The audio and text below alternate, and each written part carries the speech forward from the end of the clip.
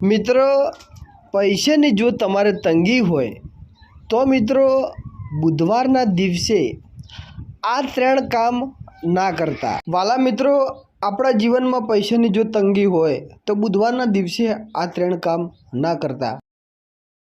હું અને તમે નાણાંથી પીડાતા હોય છીએ, કારણ કે કહેવત છે કે નાણાં વગરનો નાથિયો અને નાણે નાથા લાલ. જ્યારે પૈસા હોય છે ત્યારે જગત ખુશીથી આવતું હોય છે, પણ એ વાત તદ્દન ખોટી છે. અને હા, આપણી આજીવિકા માટે પૈસો કમાવો જરૂરી છે.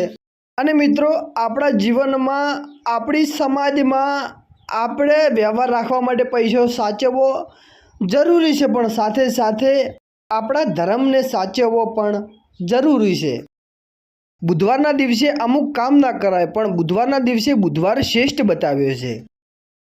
અને મિત્રો, બુધવારના દિવસે જો આ કામ થઈ ગયા તો પૈસાની તકલીફ આવવાની, જીવનમાં તકલીફ રહેવાની.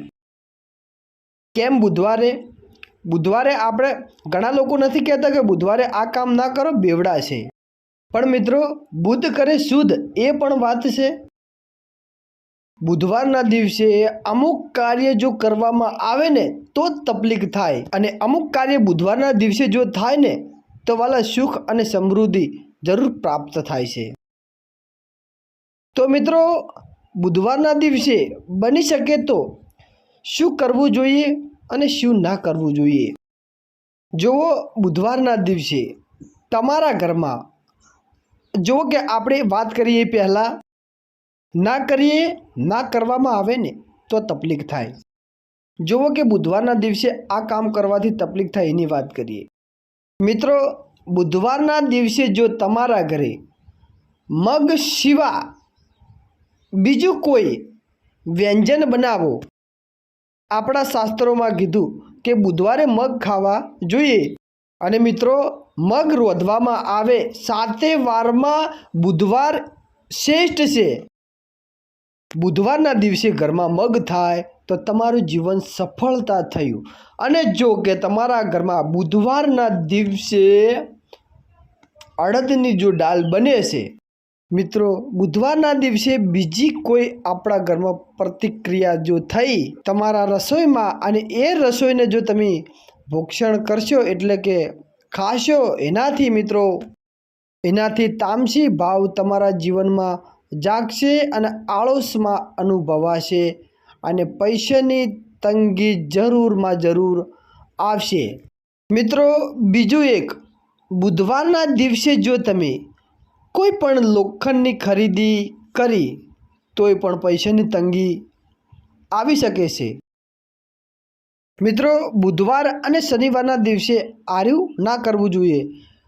મેન બુધવારના દિવસે મિત્રો તમારે તેલ જેવી વસ્તુ ક્યારેય ખરીદીને નથી લાવવાની.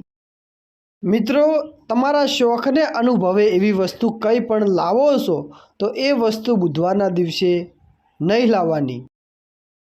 મિત્રો, બુધવારના દિવસે શું કરવાથી ફાયદો થાય. બુધવારના દિવસે ફાયદો કરવા માટે સ્પેશિયલ મગનું રસોઈ કરજો. મિત્રો, મગની રસોઈ કરશો તો ગમ થાય. મગ ખાવાથી ગમ એટલે આપણને મિત્રો જીવનની અંદરમાં કોઈ પણ તકલીફો આવે કે કોઈ પણ સપના આવે કે કોઈ પણ ગમે તે પ્રોબ્લેમ આપણા જીવનની અંદરમાં બને છે, અને બને છે ત્યારે મિત્રો ગમે તે તકલીફોમાં વાલા મગ ગાધેલા હશી તો ગમ ખાઈ શકશો.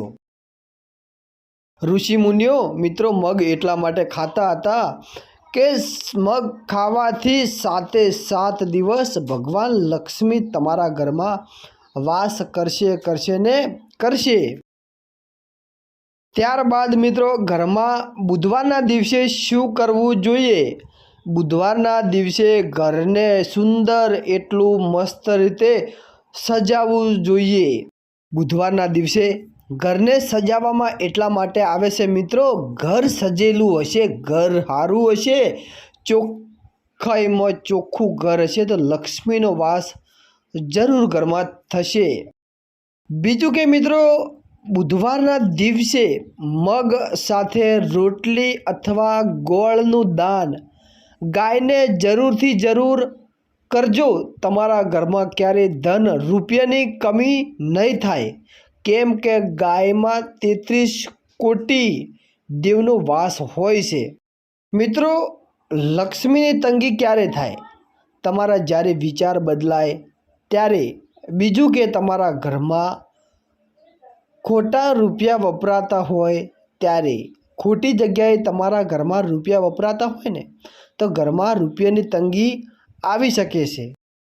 પણ જો મિત્રો તમે ખોટો ખર્ચો નહીં કરતા, વ્યસન નથી કરતા, જુગાર, દારૂ, મોસ માટે કોઈ પણ ચીજનું આ વસ્તુ નથી કરતા, તો તમારા ઘરમાં ક્યારેય રૂપિયાની તંગી, લક્ષ્મીની તંગી નહીં રહે.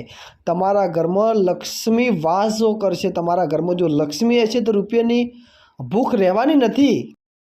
પણ મિત્રો, એક વાત જણાવું છું કે રૂપિયા આપણી પાસે હોય અથવા ના હોય, પણ એક વાત ખાસ ધ્યાનમાં રાખવી, જ્યારે ધર્મનું કામ આવે ત્યારે ધર્મના કામમાં જે બને એ આપવું જરૂરી છે. ગાયોને દાન કરવું જરૂરી છે. ભગવો ભેખ એટલે કે કોઈ સંત પુરુષ ગુરુ મહારાજ આવેલો આપણા આંગણે હોય છતાં આપણી કોઈ પણ બીજે બહાર જેલા હોય અને ત્યાં આપણને એનો ભેટારો જ્યારે થાય ત્યારે મિત્રો તેમને ભેટ આપવી જરૂરી છે. તેમના દર્શન કરવાથી આપણા ઘરમાં લક્ષ્મીની પ્રાપ્ત થાય છે.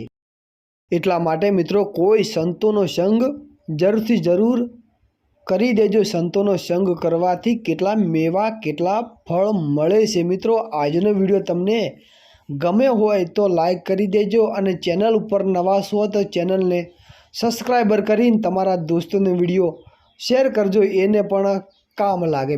મિત્રો બધાઓને જય માતાજી, જય શ્રી કૃષ્ણ અને જય ગુરુ મહારાજ.